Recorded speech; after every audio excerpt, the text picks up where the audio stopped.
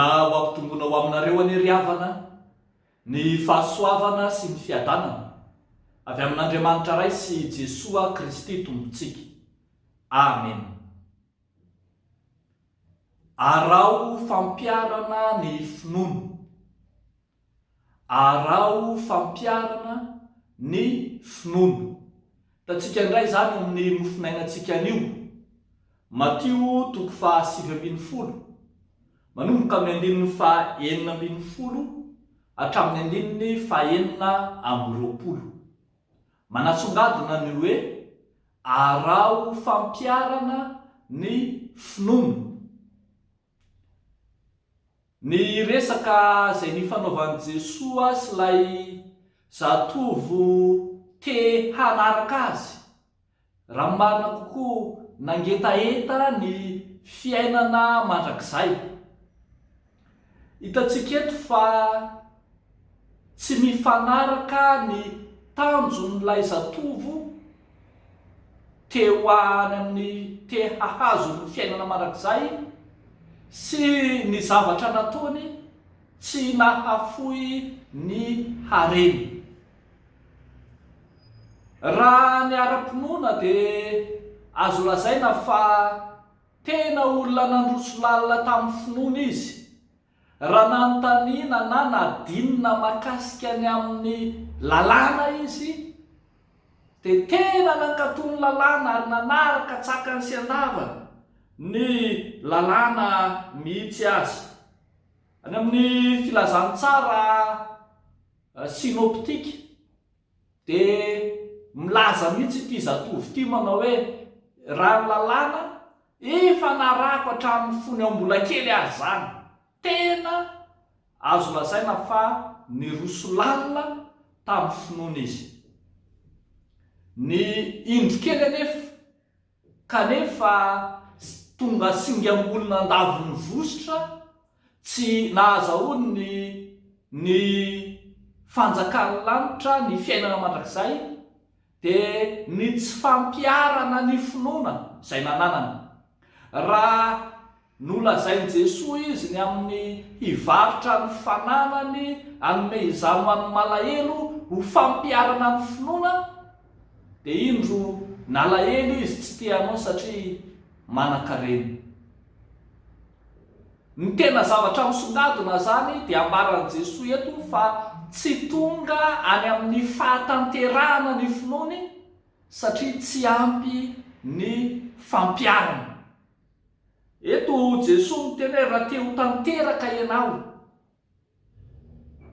tsy ny fanarahana ny lalàna fotsiny ny antsoina hoe fahatanterahana, fa ny antsoina hoe fahatanterahana eto dia ny fampiarana ny finoana amin'ny mpiarabelona, amin'ny mpiaramanompo, amin'ny hafa sy ny manodidina rehetra.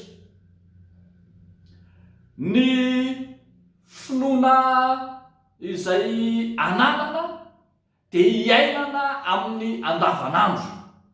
Zany no fanalahidy ahazahoana ny fanjakan'Andriamanitra. Rehavako malala ny tompo, marobe ny kristianina toa manompo an'Andriamanitra rehefa alahady, toa zary mpivavaka tsara mihitsy, toa malala soratra masina, toa tazanina, toa manam-pinoana, kanefa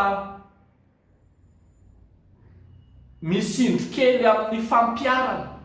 Toa tonga mpiady aman'olona, toa tonga mpiady an-tsena, toa tonga mpifosafosa, toa ratsy fifandraisana amin'ny mpiarabelona, toa tsy manana ny kalitao ny fanjakan'ny lanitra mihitsy aza any anivon'ny mpiarabelona any, ka tondron'ny olona molotra mandrakariva manao hoe reny no mba mpivavaka ka tsy mahazo ny fenitra ny amin'ny fanjakan'Andriamanitra.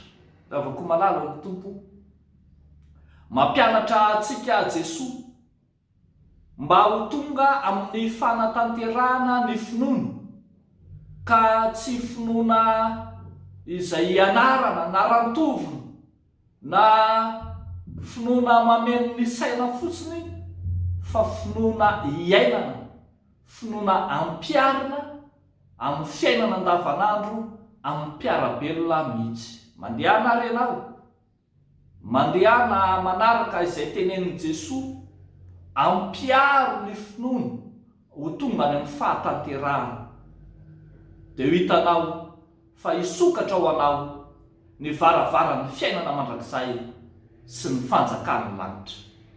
Ho an'Andriamanitra ny voninahitra, fa ho anao kosa ny famonjena izay efa nomanin' Jesosy Kristy ho anao fahizay. Amen. Hivavaka isika ry havako. Andriamanitra, misaotra anao izahay manolotra ny lalana tsara, ny lalan'ny famonjena, ny lalan'ny fahamarinana ho an'ny mpanompo voafidonao. Nambaranao teo Tompo fa efa vonona ny famonjenao ho an'izay mino sy mampiatra izany finoana izany. Dia vonona izahay tsy ho sangany amin'ny finoana fotsiny, fa ho voalohany koa aza amin'ny fanatanterahana. Dia mivavaka izay Tompo, tsy mitsahatra mitondram-bavaka ny synôda lehibe FJKM amin'izao andro fahatelo amin'ny synôda izao. Mahatsiaro am-bavaka manokana izahay amin'ity anio ity ireo mpizaika rehetra, ny solotena isaky ny synôdam-paritany, ny amin'ny mpiandraikitra foibe am-perinasa, ny amin'ireo rehetra izay mandray anjara mivantana na akolaka, ireo mpikambana ao anatin'ny synôda lehibe, na ireo izay manana zo ho fidiana sy hifidy, na manana zo ho fidiana ary ireo vahiny nasaina. Apetraka aminao ny fahatanterahany fotoana rehetra, ary tsy mitsahatra izay mametraka izany homban'ny fahasoavanao. Amin'ny anaran'i Jesosy Kristy Tomponay, nanaovanay sy angatahanay izany mivavaka izany. Amen.